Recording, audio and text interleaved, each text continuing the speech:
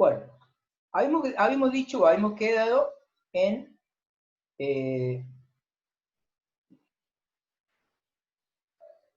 habíamos quedado en la salida, entonces, de este del proceso, entonces, de digitalización de la señal que se producía en la oficina central.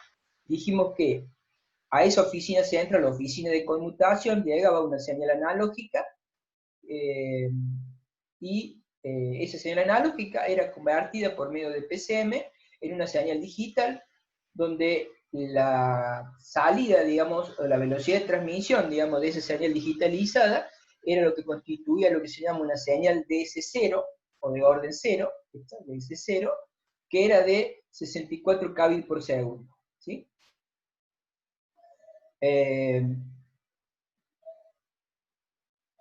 Para el caso de, o sea, en esta serie, digamos, ¿sí? Para que es lo que se llama, el cierto, la portadora de orden 0, ¿sí? A su vez, esa señal de 64 kbps por segundo era multiplexada, ¿cierto? Justamente por un multiplexor, en 32 canales digamos, de consecutivos, ¿cierto? Correspondiente a 32 usuarios distintos, digamos, ¿sí? En realidad eran 30 canales de datos, se acuerdan, y uno se dedicaba a sincronismo y otro a señalización, pero el resultado final de esa multiplexación eran 32 canales de 64 kbps por segundo, que nos daba lo que se llama una señal E1, ¿sí? O una señal E1, que tenía una velocidad de transmisión de 2048 kilobits por segundo, ¿sí? O 2,048 megabits por segundo, ¿sí? Esta sería entonces la capacidad del canal, ¿cierto? La capacidad del canal, o lo que se llama la capacidad de un canal E1, ¿sí? Esto sería, o se le dice también, o se le conoce como el primer orden digital, ¿sí? Este sería el orden digital de orden 0, por ejemplo, lo ponemos así entre comillas, y este es lo que se llama el primer orden digital, ¿sí? O sea que la velocidad de transmisión o la capacidad de un canal del primer orden digital es de 2048 kbps por segundo o 2,048 megabits por segundo, ¿sí? A su vez, existen, como les decía, ¿se acuerdan que existía una jerarquía analógica? También existe una jerarquía digital. Entonces, podemos ver, en la próxima lo vamos a ver ser más patente, ¿cierto? Que 4 canales, ¿cierto? Acá vemos, ¿sí? 4 canales, tenemos, estos serían los canales E1, que entran, digamos, son, esto de 2.8 significa, entran 4 canales de 2 megabits por segundo, o sea, habíamos dicho 2048K, entonces la salida de este multiplexor, de lo que sería el primer orden digital, es una multiplexación de 4 canales de primer orden que nos da una salida de un canal de segundo orden. Entonces cada uno de estos canales, ¿sí? tiene una capacidad de 8.448 kbps por segundo, o lo que es lo mismo, más abreviadamente, son 8 megas. ¿sí? Entonces esta sería la capacidad de canal o la velocidad de transmisión de un canal del segundo orden digital. ¿sí? A su vez, 4 canales de segundo orden digital forman, ¿cierto?, un orden digital de tercer orden, o una señal E3, ¿sí?, que tiene una capacidad o una velocidad de transmisión de 34 megas. Y a su vez, 4 de estos forman un canal de cuarto orden, ¿cierto?, con una capacidad de transmisión de 140 megas, y 4 de estos forman un canal digital de quinto orden, que tiene una capacidad de transmisión de 565 megas. ¿sí? Todos estos, recuerden, son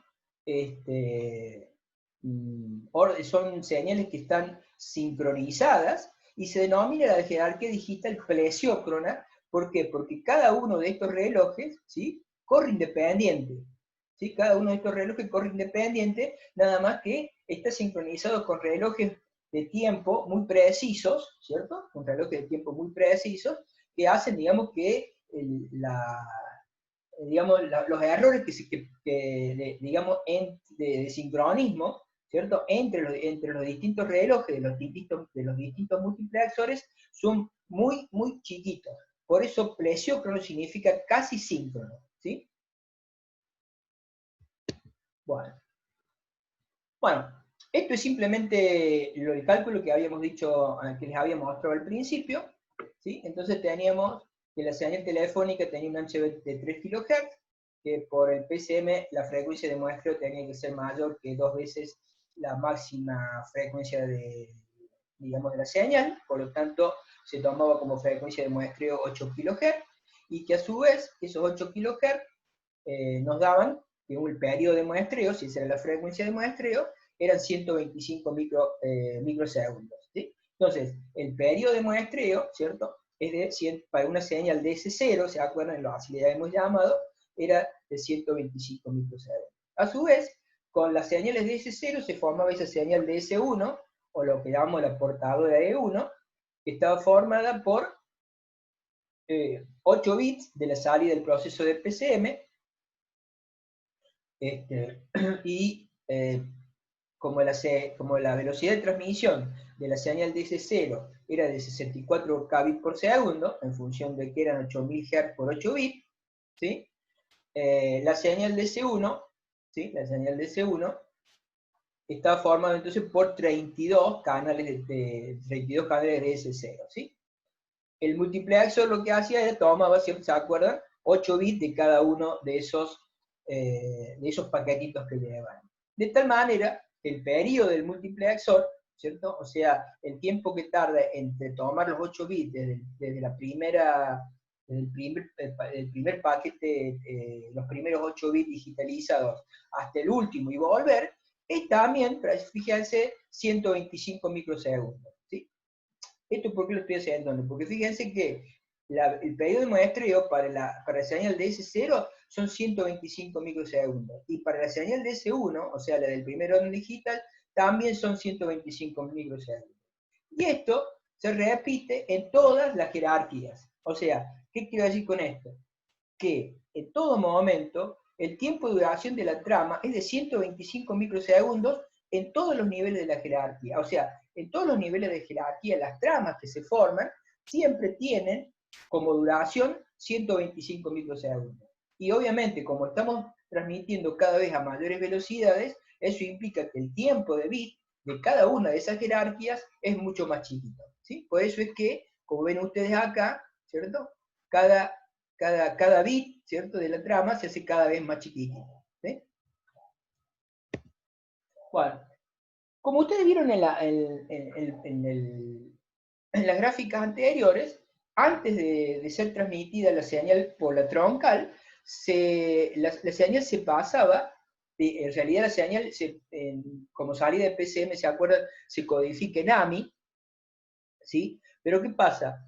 Como el AMI, ¿se acuerdan cuál era el problema del AMI? El AMI tenía el problema, ¿cuál es la ventaja del AMI? El AMI era, ¿se acuerdan? Al tener Mike Invasion, llegaba el código de línea, era tal que el 0 se codificaba por una tensión de 0 voltios, y los unos se codificaban en forma alterna por tensiones positivas y negativas. ¿Eso qué hacía? Que la componente de continua fuese 0, ¿sí? Esa era la principal ventaja, no tenía componente de continua. Y la desventaja, ¿cuál era? Que si venía una larga serie de ceros, se perdía el sincronismo. ¿Sí? Entonces, como la velocidad de transmisión por la trama es de mucha mayor velocidad que la de los 64 kbits por segundo de la señal que llamamos DS0 o E0, ¿sí? Para evitar justamente pérdida de sincronismo por una larga fila de ceros o una larga serie de ceros, se codifica o se cambia el código de línea antes de ser transmitida la señal por la troncal a un código que se conoce como HDB3. ¿Qué es HDB3? Significa High Density Binary Tree. ¿Sí? Bueno, ¿qué significa esto? Básicamente que cuando el número de ceros supera la cantidad de 3, ¿sí? Por eso High Density Binary Tree, la señal se codifica en una forma distinta, ¿sí? De tal manera de que no se permite, ¿cierto? Justamente, debido a esto, que haya más de 3 ceros consecutivos, ¿sí? Esto, como dijimos, está estandarizado por la I2T, ¿sí? Y como ven acá tenemos la señal fíjense que cómo se codifica. Esta sería la señal AMI, acá tenemos 1, 0, 1, ¿sí? Y fíjense que de pronto acá vienen 4 ceros. Entonces, como esto no permite que vengan 4 ceros, entonces hay una regla que modifica la codificación de estos 4 ceros, dependiendo de si anteriormente ha llegado un número par o un número impar de unos. Entonces, para el ejemplo, estamos suponiendo que llega un número par de unos, ¿sí? Por eso acá he dibujado 2. Entonces, cuando anteriormente a los 4 ceros llega un número par de unos, se produce la siguiente modificación en el código.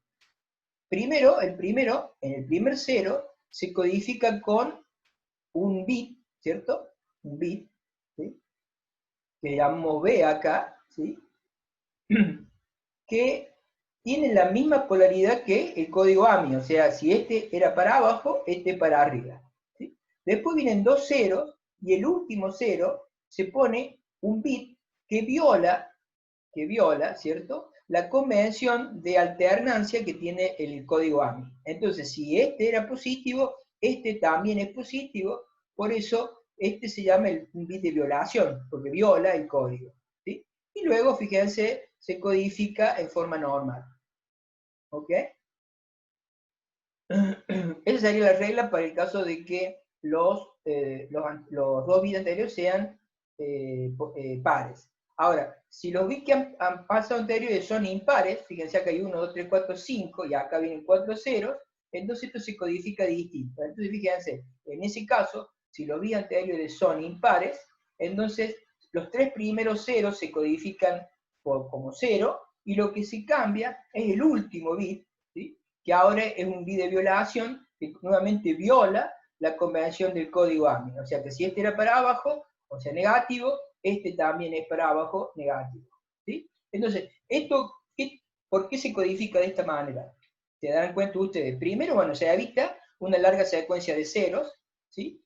Después, y se evita, ¿cierto?, o se mantiene, digamos, que la componente de continua siga siendo muy baja o próxima a cero, debido a que siempre se trata de mantener que la cantidad de unos positivos y la cantidad de unos negativos sea igual, digamos. ¿Sí? De esa manera, mantener la componente de continua en cero. ¿Sí? Bueno, ahí está explicado cómo es la regla, para que lo lean. Y ahí, bueno, está otro ejemplo. ¿Sí? Y acá es digamos, la PSD, digamos, del HDB3, que es muy parecida a la del bipolar RZ. ¿Por qué? Bueno, porque es bipolar, porque tiene 2 polaridades en este caso, por eso es parecida, y al RZ, porque en este caso este AMI es el AMI RZ. ¿Se acuerdan que había AMI RZ y AMI no RZ? Bueno, los yankees, digamos, o sea, los norteamericanos, tienen una jerarquía también digital presiócrona, similar a la nuestra, parecida a la nuestra, pero en este caso coincide en que el S0 es digamos, el elemento de señalización de la jerarquía digital de orden 0, es también de 64 kbps por segundo, pero hay una diferencia fundamental, hay varias diferencias en realidad, pero en cuanto al armado de la trama de lo que se llama lo que para nosotros es la trama T1, para ellos es la trama T1, y en ese caso la trama T1 está compuesta por 24 time slots, ¿se acuerdan que la nuestra estaba compuesta por 32? ¿Sí? Más un bit para delimitación de trama. Entonces, la velocidad de transmisión de la trama T1 es de 1544 kbps por segundo o 1,544 megabits por segundo. ¿Sí? Ya recuerden que la E1 es de 2048 kbps por segundo y está compuesta por 32 time slots, ¿sí?, de 64 kbps por segundo. Bueno, esto es para traer, digamos, a colación de que las diferencias de estándares entre Estados Unidos y Europa, y nosotros hemos adoptado los estándares europeos, al menos para este tipo, para este tecnología. Bueno, ¿ok?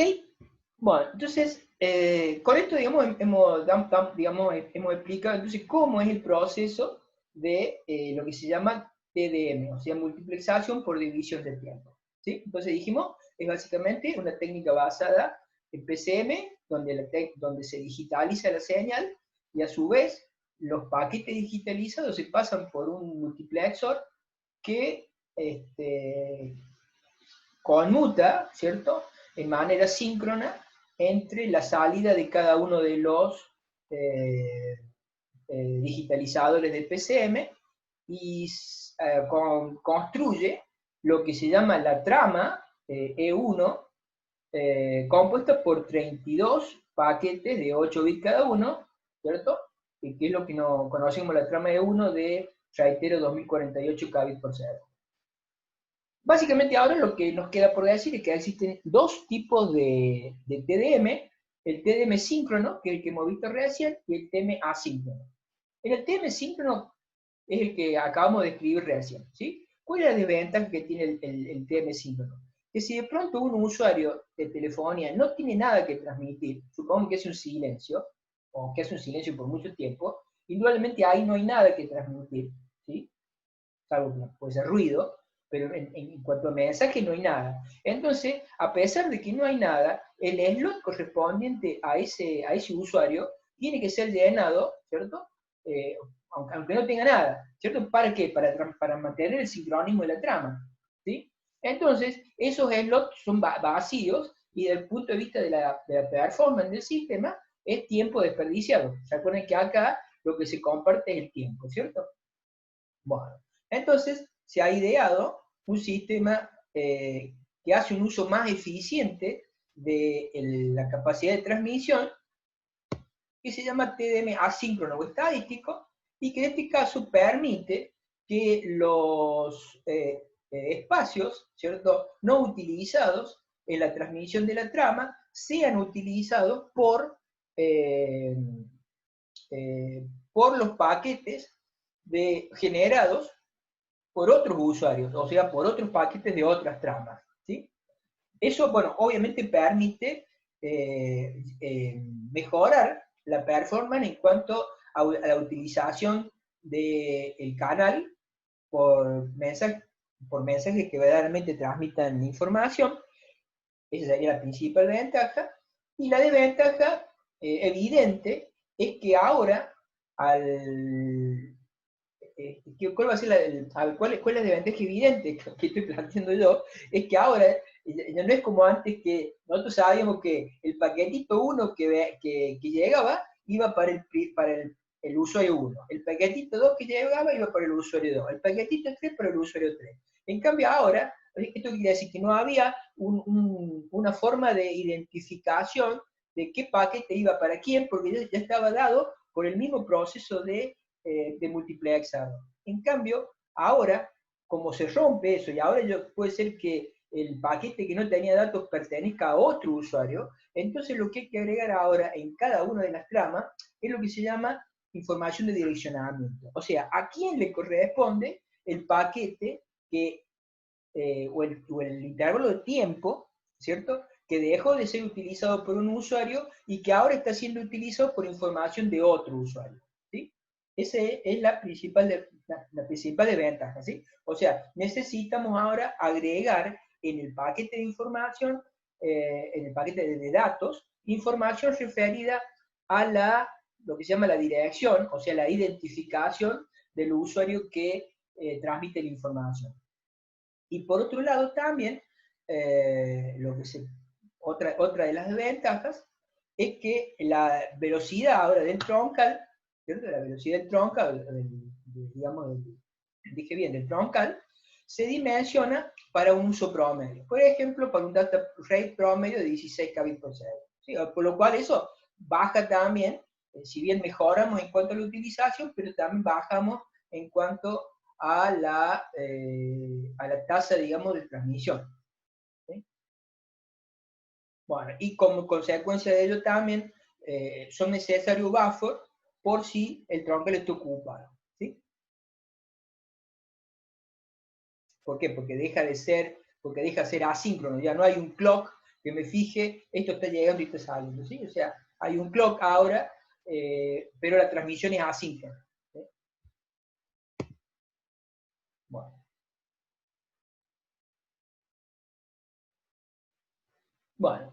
Bueno, entonces, esto es básicamente, entonces, finalizando, decimos entonces que existen básicamente entonces, dos tipos de multiplicación por división de tiempo, una que es síncrona, ¿cierto?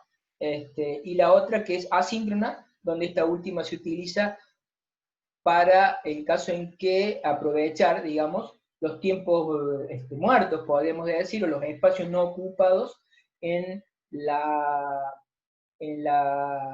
transmisión de información digitalizada y que no es ocupada por información útil de un usuario en la conformación de esa trama.